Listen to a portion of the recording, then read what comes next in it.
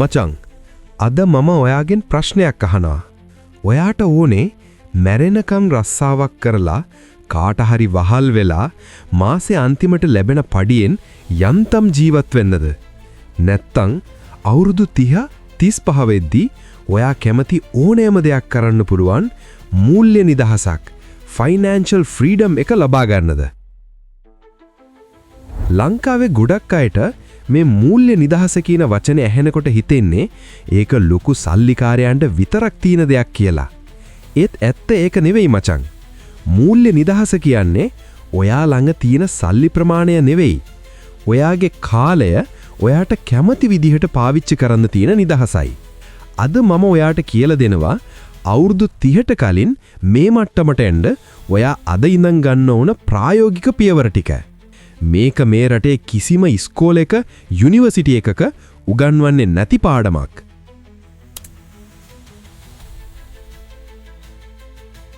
මචං අපේ රටේ මිනිස්සුන්ගේ ඔළුවලට පොඩි කාලේ ඉඳන්ම දාලා තියෙන එකම දේ තමයි හොඳට ඉගෙනගෙන හොඳ රස්සාවක් කරපන් කියන එක. ඒක වැරදි කියලා මම කියන්නේ නැහැ. හැබැයි රස්සාවක් විතරක් කරලා ඔයාට කවදාවත් මූල්‍ය නිදහස ලබා ගන්න බෑ. ඇයි? මොකද රස්සාවකදී ඔයා විකුණන්නේ ඔයාගේ කාලය. කාලය කියන්නේ සීමිත දෙයක්. ඔයා දවසට වැඩ කරන්නේ පැය 8යි නම් ඔයාගේ ආදායමට සීමාවක් තියෙනවා. සල්ලි ගැන ඔයා හිතන විදිය මුලින්ම වෙනස් කරන්න ඕනේ. සල්ලි කියන්නේ වියදම් කරන්න තියෙන දෙයක් නෙවෙයි. සල්ලි කියන්නේ තවත් සල්ලි හම්බ කරලා දෙන්න පුරුවන් වහල්ලු පිරිසක් වගේ. ඔයා රුපියල් 1000ක් වියදම් කරනවා කියන්නේ ඔයාට අනාගතයේදී රුපියල් ලක්ෂයක් හම්බ කරලා දෙන්න හිටපු වහලෙක්ව ඔයා මරා ගන්නවා වගේ වැඩක්.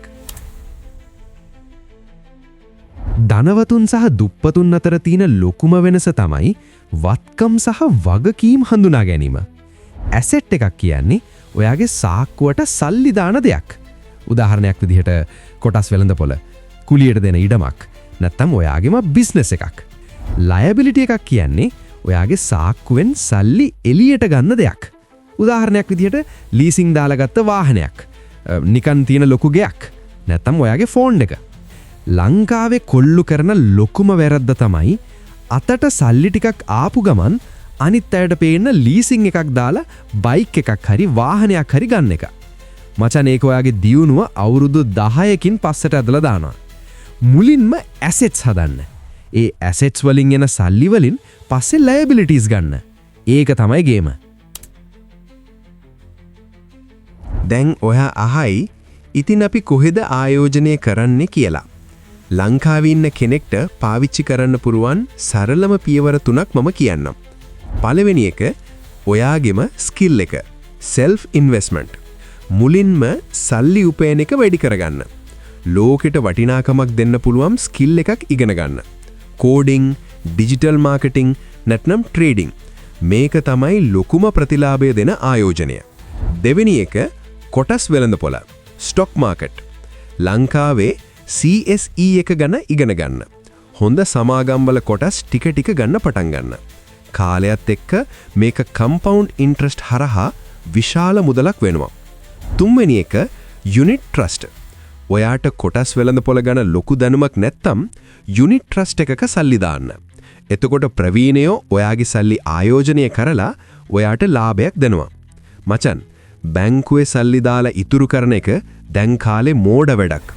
ලංකාවේ උද්ධමනය නිසා ඔයා බැංකුවේ දාන සල්ලිවල වටිනාකම හැමදාම අඩු වෙනවා. ඒ නිසා සල්ලි ක්‍රියාවෙහි යොදවන්න.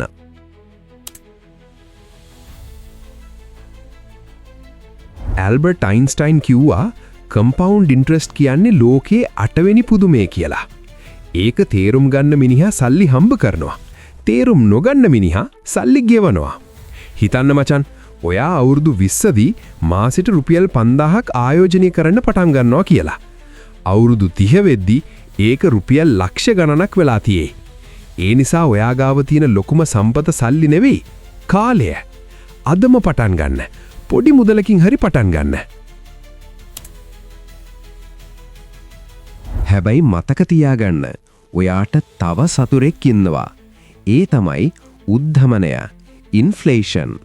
අද රුපියල් 100කට ගන්න පුළුවන් පාන් ගෙඩිය තව අවුරුදු 5කින් රුපියල් 200ක් වෙන්න පුළුවන්.